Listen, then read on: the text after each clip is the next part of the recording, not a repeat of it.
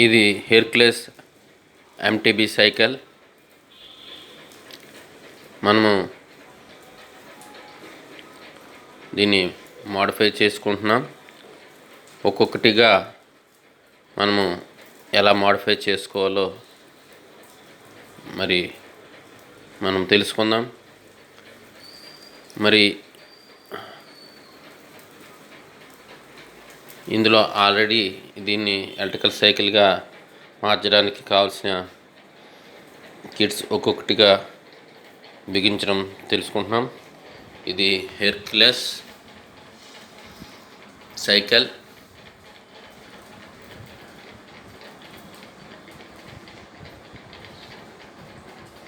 Hercules ES model ఇది.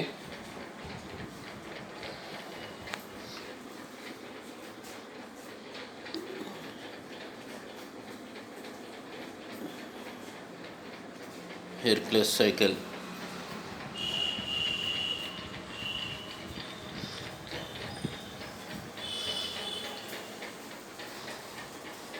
ఇది old cycle అండి. దీన్ని మనం ఎలక్ట్రికల్ సైకిల్గా మనం చేయొచ్చు. ఇదే కాదు,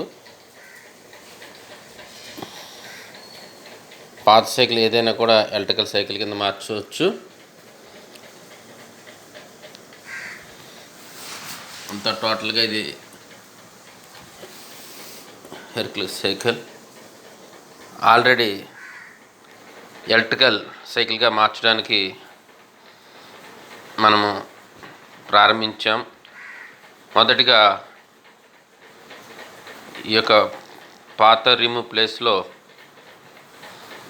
ఇక ఎలక్ట్రికల్ మోటార్, ఇది హబ్ మోటార్ అండి. హబ్ మోటార్ బిగించాం. ఇది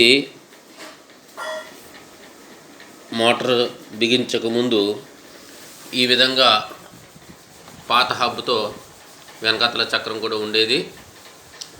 దీన్ని పాత హబ్ తీసివేసి ఎలక్ట్రికల్ హబ్ మోటార్ బిగించాము.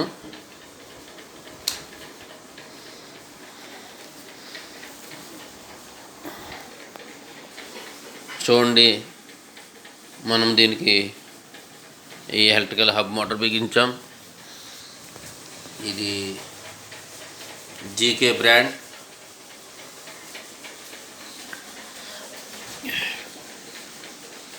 ఇది ఈ మోటార్కి వైర్ కనెక్షన్ వస్తుంది. దీన్ని ఈ రీతిగా మనము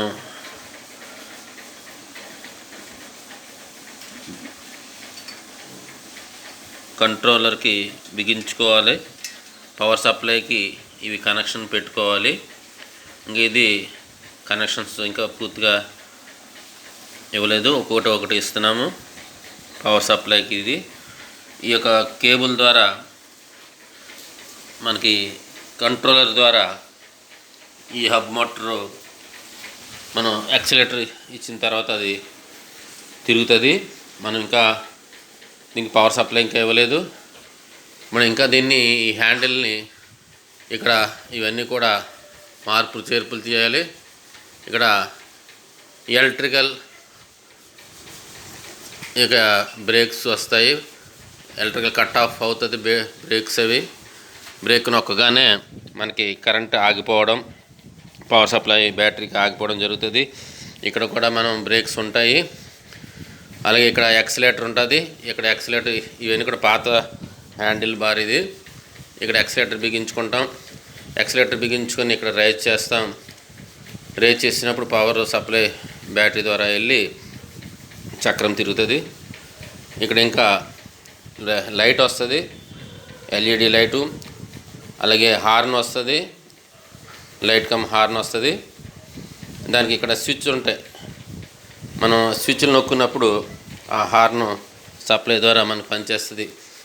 ఇది ముందుగా మనం ఇక కిట్ బిగించకముందు ఈ సైకిల్ ఎలా ఉందో మీకు ఒకసారి చూపించాలని నేను ఆలోచించాను. దీనికి ఇంకా పెడలు కూడా తొక్కుకునే సదుపాయం ఉంటుంది ఈ ఎలక్ట్రికల్ సైకిల్కి. పెడల్ అసిస్టెంట్ ఒకటి బిగించుకుంటాము. పెడల్ అసిస్టెంట్ తొక్కుతున్నప్పుడు మనకి మైలేజ్ పెరుగుతుంది. పెడల్ అసిస్టెంట్ ద్వారా ఇంకా మనకి వేగం కానీ మైలేజ్ కానీ పెరుగుతుంది. మనం సులువుగా అప్లో కూడా మనం ఈ సైకిల్ని ఉపయోగించి తొక్కుకోవచ్చు. మనకి 25 కిలోమీటర్స్ స్పీడ్ తిరుగుతుంది కనుక మనకు అప్లో కొద్దిగా స్లో అయినా మనం కొద్దిగా సైకిల్ పెడల్ తొక్కితే అప్పు కూడా సునాయాసంగా వెళ్ళిపోతుంది. మ్యాక్సిమం అప్ వెళ్ళిపోతుంది. ఇక ఓన్లీ ఇప్పుడు మనం బిగించింది హబ్ మోటార్ ఒకటే బిగించాం. GK hub motor.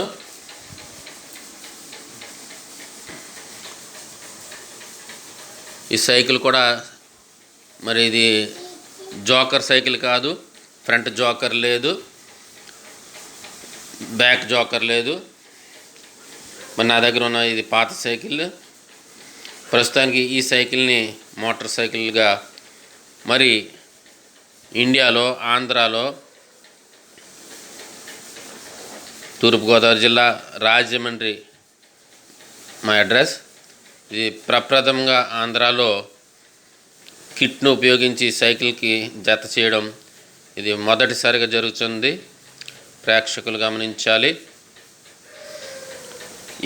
దీని తర్వాత అనేక రకమైన సైకిల్కి బిగించడం జరుగుతుంది.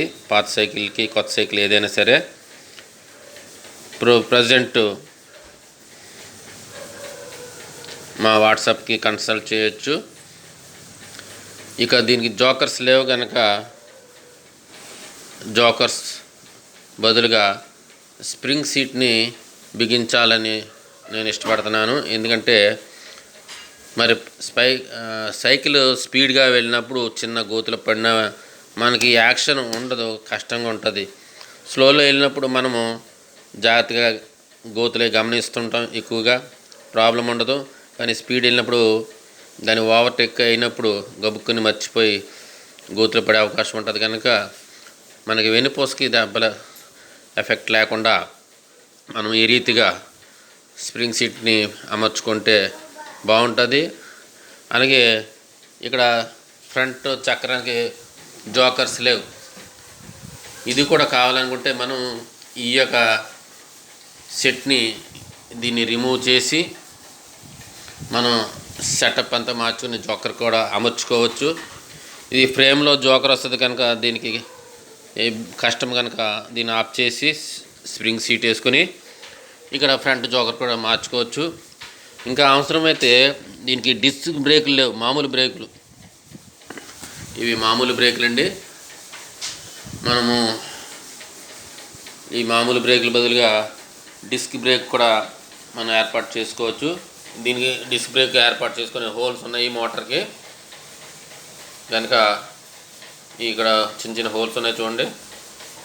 ఈ యొక్క హోల్స్, ఈ హోల్స్కి బ్రేక్స్ వేసుకొని డిస్క్ బ్రేక్ కూడా మనం మోడిఫై చేయొచ్చు. దీని ఇంకా చివరి రూపం వచ్చాక మీకు అందరికీ చూపిస్తాను. కనుక మనము ఈ యొక్క టెక్నాలజీ పెరుగుతున్న కొద్దీ మనం దానికి అమెండ్ అవుతుండాలి.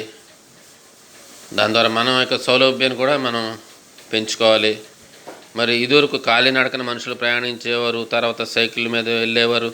ఆ తర్వాత సైకిల్ తర్వాత మోటార్ సైకిల్ వచ్చినాయి, తర్వాత కార్లు వచ్చినాయి, తర్వాత ఇప్పుడు సైకిల్ కనుమరుగైపోతున్నాయి. ఎందుకంటే మనిషి ఎక్కువ దూరం ప్రయాణం చేయడానికి సైకిల్ ఇబ్బందికరంగా ఉంది. లోకల్లో కొద్దిసేపు అయితే తొక్కవచ్చు, కానీ ఎక్కువ దూరం తొక్కలేడు కనుక సైకిల్ వదిలేసి మోటార్ సైకిల్ మీద మనిషి ప్రయాణం చేస్తున్నారు. ఇప్పుడు ఈ యొక్క ఎలక్ట్రికల్ మోటార్ విధానం కనిపెట్టబడి వచ్చింది కనుక మనము ఆ యొక్క మోటార్ని ఈ యొక్క సైకిల్కి బిగించుకొని మనము ఎక్కువసేపు ప్రయాణం చేయవచ్చు. ఒక ఛార్జింగ్ ఒకసారి చేస్తే సుమారుగా 40-50 కిలోమీటర్ మధ్యన మనం జర్నీ చేయవచ్చు. మన ఇంటికి దగ్గర దాపులుగా వెళ్ళి రావడానికి ఒక 40 కిలోమీటర్ రాను పోను డిస్టెన్స్. కనుక ఇప్పుడు ఇక సీట్ని మారుస్తున్నాం. సీట్ తీసివేసి స్ప్రింగ్ సీట్ వేస్తాము. కనుక గమనించండి. మీరు కూడా మీ సైకిల్ ఏదైనా ఉంటే మాకు తెలియపరిస్తే మేము మా వంతు సహకారం మీకు అందిస్తాం. Thank you.